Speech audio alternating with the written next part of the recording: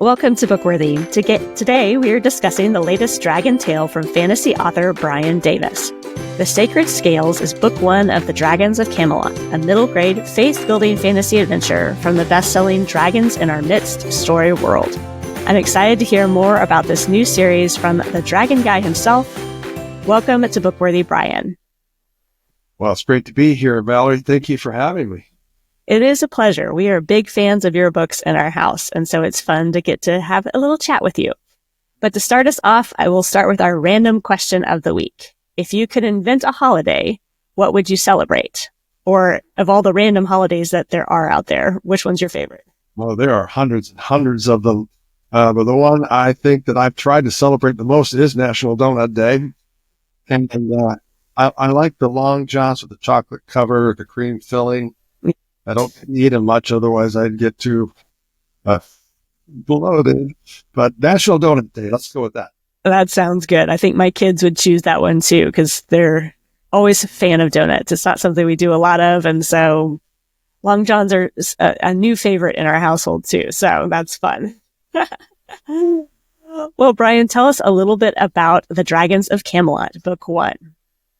Well, Dragons of Camelot, it's got a long history. My stories started with Dragons in Our Midst, a 4-book series, started with Raising Dragons. That came out more than 20 years ago. Wow. And it expanded to 3 series, Dragons in Our Midst, Oracles of Fire, Children of the Bard, making 12 books. Because I do a lot of selling at homeschool conventions, and a lot of parents tell me, wow, our kids love dragons, but you don't have anything for the younger kids. You know, the absolute minimum age for Dragons in Our Midst is usually 10. You know, some homeschoolers, they have 8 or 9-year-olds who can read way up above, but not many can handle books this size. So Tyndale wanted me to do something for youngers, 8 to 12 years old. So I was trying to think of what I could do. And in Dragons in Our Midst, there's a flashback chapter that talks about what happened during the time of Camelot and King Arthur. So I decided to expand that. And I had expanded it a little bit in Oracles of Fire. Now I'm going to have a 4-book series based on that time period and feature 2 new characters, 2 11-year-old kids, boy and a girl. And those people who read Dragons in Our Midst are going to be amazed at how much help these 2 kids had in the series. They were unknown, but now you're going to find out what really happened to help the dragons. Well, I don't want to spoil too much, but help the dragons survive, right? How did they survive? And I'm already writing the 4th book. The first one hasn't come out. I'll have all 4 books done before the first one comes out. So this should come out pretty quickly because they'll all be done. That's amazing. How did your approach to storytelling change since Dragons in Our Midst and your other books are more for YA and this one's more for middle grade? Well, I have younger characters.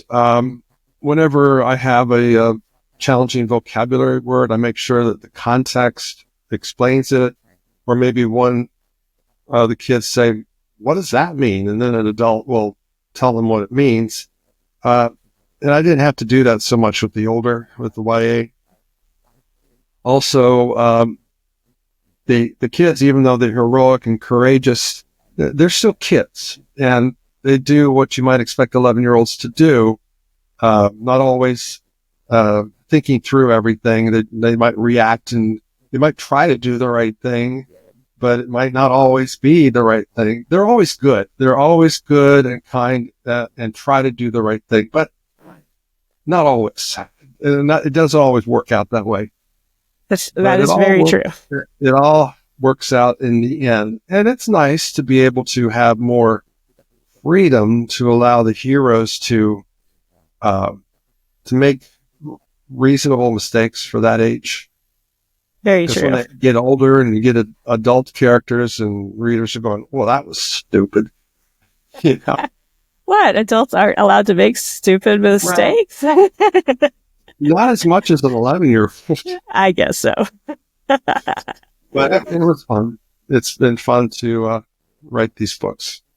Very neat. And but I've gotten to read through book one, and it's very fun to see how there's correlations between Dragons in Our Midst and your other books, and just kind of be like, I wonder if that ties in here and that kind of So thing. you've read the Sacred Scales. I have read the Sacred Scales. No spoilers, though. No spoilers. I'm trying not to. Well, the characters in your books speak very freely about their faith. Why did you decide to make faith a very big part of your books? Well, for one thing, I think it's needed. There's so many, even Christian authors who try to, put in little bits of faith, and that's not me. I live my faith out fully. I speak the scriptures. My wife and I pray together every day. We have devotions every day. That's our lives. And I assume that that's the lives of many Christians. So why hide it? Let's be overt about it. If we're Christians, show how we really live. At least that's how I do and my family. Not all my books are like that. I have some books that are more Christian themed. But my hope is that if it goes to a wider audience, people will be pointed to my Dragons in the Midst books, where it is more overt and clear. So I do both, but for this series, we have Christian characters. We're going to have them living Christian lives. I think that's really neat because your two characters, you have one that is very strong in his faith and one that is kind of coming to understand faith. And it's neat to watch her journey and just how both characters deal with their circumstances, because they both kind of experience the same thing as their inciting incident. But, it's neat to see how faith impacts them both differently and how they cling to that, and it pushes them through the story. And we don't see that a lot in fantasy. I did the same thing in Raising Dragons, and that one, the girl had the stronger faith, and the boy was coming along. So I just switched up the genders on that, and so, got to be fair. Very true. We all struggle, no matter our gender, for sure. Now, fantasy titles are pretty regularly the best-selling books in YA and even in middle grade, too. Why do fantasy stories resonate so strongly with young people? I think because it allows them to have heroes that you might not be able to in other genres, because in other genres that are so realistic, people might say, oh, nobody's that awesome, like Aragorn and Lord of the Rings and Aslan and Chronicles of Narnia. But in fantasy, people seem to allow it and say, well, it's fantasy. Somebody can be that awesome. Samwise Gamgee in Lord of the Rings. Who would ever be such a loyal friend? And allowing characters who are larger than life, I think, help them to be better role models. And some that can stretch young readers and say, I want to be like Sam. I want to be like Aragorn. And for my characters, I want to be like Billy. I want to be like Bonnie. And since they're in our own world, that makes them more relatable and more reachable. So that's why I chose fantasy, because I think readers forgive the unrealistic expectations a little more and allow the readers to be stretched. That's what I want to be like. I like that a lot. And I see that in my own kids, and that they're drawn to characters that are larger than life because of that insecurity that we have, that, I can't do the hard things. I can't do that. But when we see larger than life characters, it almost makes it possible for them to think, I can do the right thing. I can step up and speak up in this wild and busy world. You wouldn't believe all the emails I get from readers who say they have stepped up. I could tell you so many stories, literally thousands of stories, anywhere from a 6-year-old girl who said, I'm not afraid to sleep without my nightlight anymore. And a 17-year-old girl who got the courage to report the abuse from her father that she was suffering. A 44-year-old man who repented of his abuse of his family and became a Christian. I could just tell you so many of this. So these characters help them to stretch and say, yes, I can do it. And then they do. That's amazing what books can do. And I love that you've had this, with Dragon in Our Midst and all your other books, just this long history of seeing your books make an impact, where a lot of, at least I've seen a lot of Christians be like, fantasy is no good. It's not for the Christian audience. And it's like, no, it helps us see further into ourselves and helps us stretch ourselves so much. And I love that you have gotten to see that in your writing journey. Now, I have kind of a different question for you. I'm a bit of a King Arthur fan myself. So what made you want to have Merlin and that King Arthur world in your Dragon in the Midst and kind of work in that genre? That's an interesting story. When I first started writing, more than 20 years ago, I was trying to figure out how to become published, and I had shared my stories with my kids. And so one night I had a dream about a boy who could breathe fire. And I thought it was an interesting dream, so I told my oldest son about it. He was 13 at the time. His name's James.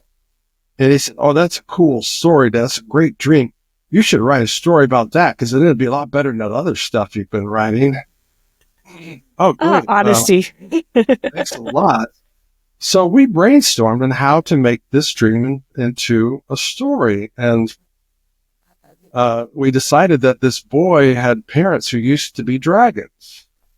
And Perfect then my sense. son just popped up and said, "Well, let's say that they transformed back in the time of King Arthur, because I love King Arthur stories." So it was his idea to go back and make a King Arthur backstory. So we just brainstormed for a couple of hours until we came up with the entire premise for Dragons in Our Midst. And I didn't know anything about writing fantasy back then. And at 13 years old, he had already read hundreds of fantasy stories. So he helped me. And now he's 42, and he still helps me. Because if I have an idea, I bounce it off him to say, "Has this been done in any book before?"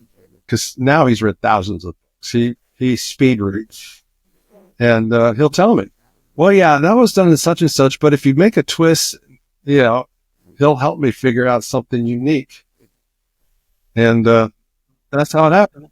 Collaboration with my son is how I got into the King Arthur part.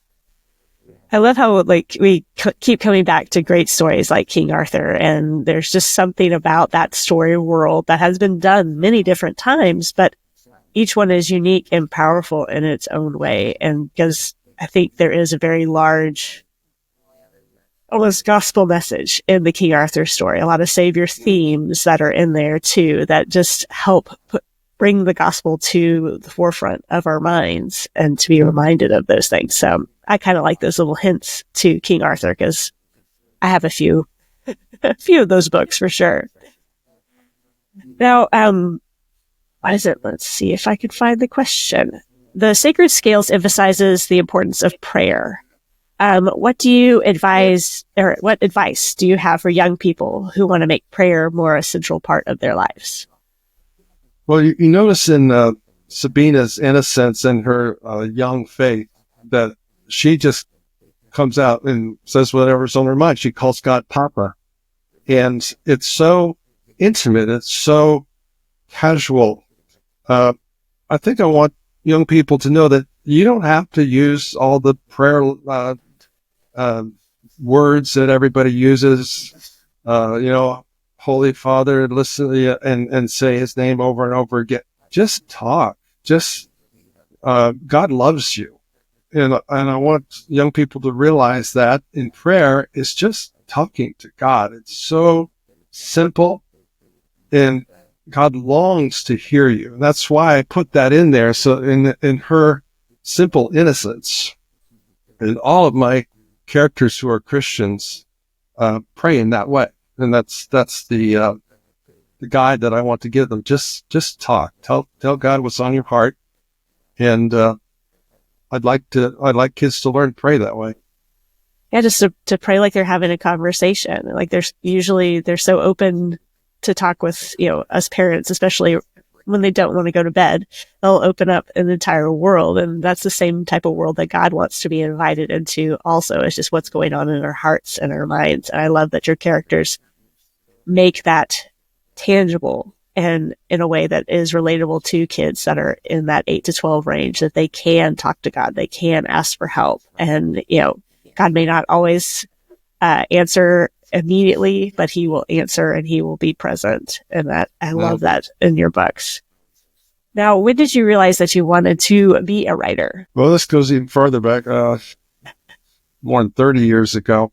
All our kids were homeschooled. We have 7, and they weren't doing very well with writing, the topic of writing. And I looked at the curriculum and I saw why, because, who likes vocabulary drills and things like that? So I said, let's just write a story together.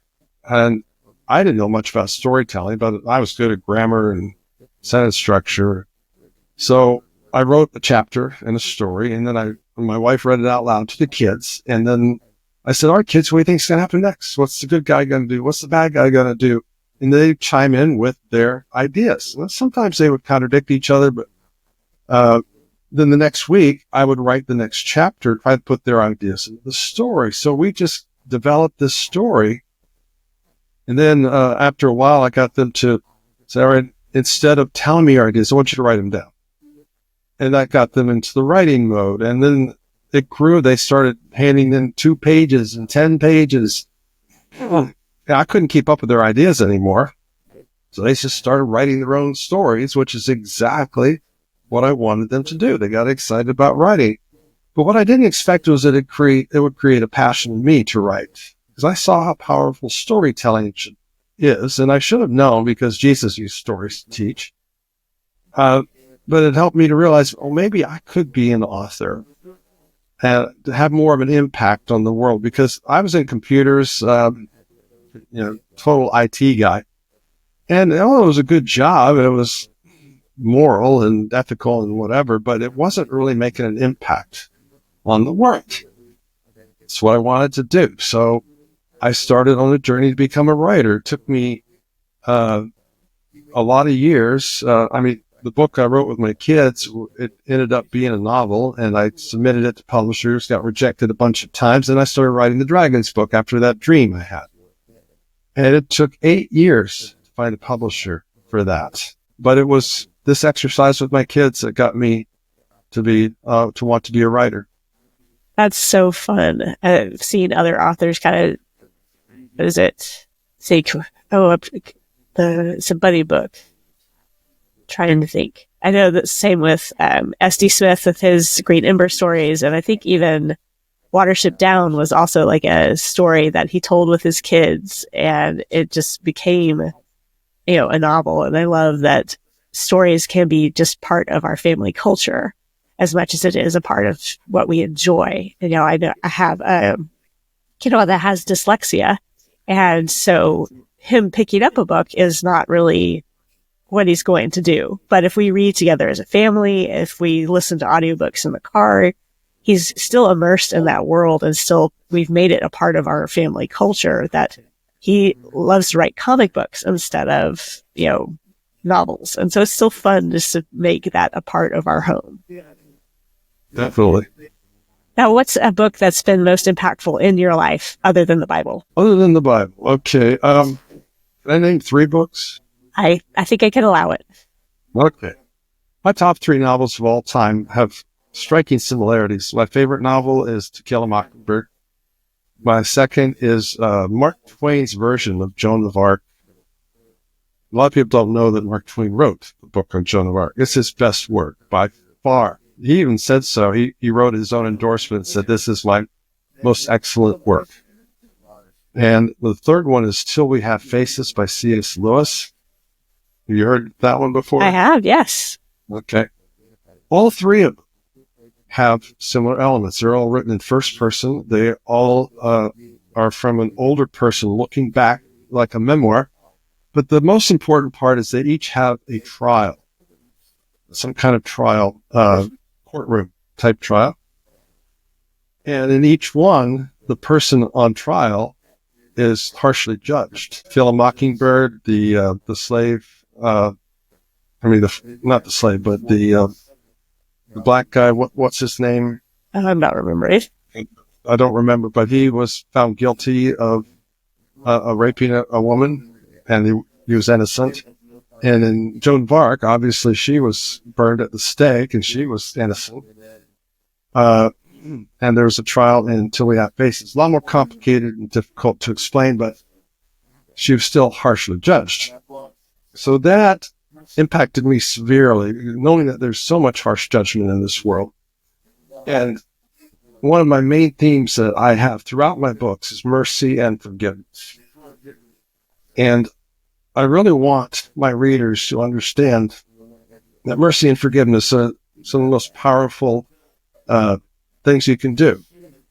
This world is so lacking in mercy and forgiveness, and I want to train young people to think in those terms, that we need to be merciful. We've all made mistakes, and we don't know what is in the background of people who have hurt us. So that's what I try to do. And those 3 books really helped me. And, it's one of those mercy and forgiveness are definitely very strong themes in your books. And I love how it is teaching young kids to look at things a little bit differently too. I know in my own parenting, having one of my kids was bullied for a while, we just kind of had to sit back and be like, let's think about the kid that's bullying you. And we had a almost divine interaction to where we got to see how he was involved with his older brothers. And so he's like, do you see where this is coming from? And it's really he's hurting. Yeah, he's hurting and he's taking it out on you. And it was a really great faith moment for my son, just to be like, oh, God sees me. He sees this kid and wants, me to forgive him just as much as, God wants to forgive that boy too. And so it's neat for kids to see those instances where it doesn't make sense to forgive or doesn't make sense to give mercy, and to see those examples. And in the stories, as you know, there are also truly evil people. And you have to, that's a different battle. Very true. Coming to terms with that the world is not the way God intended it is another mental battle for sure. Well, what can we expect next from you? Well, like I told you, I've written all 4 of the sacred, the series, Dragons of Camelot, that starts with Sacred Scales. So those will be coming out over time. Tyndale, the publisher, is also going to reintroduce all the Oracle's Fire and Children of the Bard books. So those will be coming out. After I finish this 4th book of Dragons of Camelot, I'm not sure what I'm going to do next. I have a lot of ideas. See this banner behind me, the superhero. I might write a sequel series for that. It's very popular. Kids love it. A lot of ideas. I haven't run out of ideas yet. So it's a good problem to have. We'll see. Well, Bryan, where can people find out more about you and your books? Well, at my website, daviscrossing.com. Davis, my last name, Crossing, CROSSING.com. You can see a sample chapter of all my books. If you click on the books link, and all my books will be listed based on genre, age appropriateness, and then you can link to see sample chapters of each book. And of course, all the retail places, Amazon, Barnes and Noble, they're all over the place. You definitely are all over the place for sure. Well, thank you for joining us today and telling us a little bit about your Dragons in Camelot series. It's been a pleasure, Valerie. Thanks for having me. My pleasure. And thank you for joining Bryan and me on this episode of the Bookworthy podcast. Check the show notes for any books or links that we discussed, and let us know in the comments what holiday you would invent, or what is your favorite random holiday. Is it donuts or chocolate or something else? Remember, it's not too late to join the Bookworthy Summer Reading Challenge. You can find all the information at www.valeriefentress.com. Happy reading!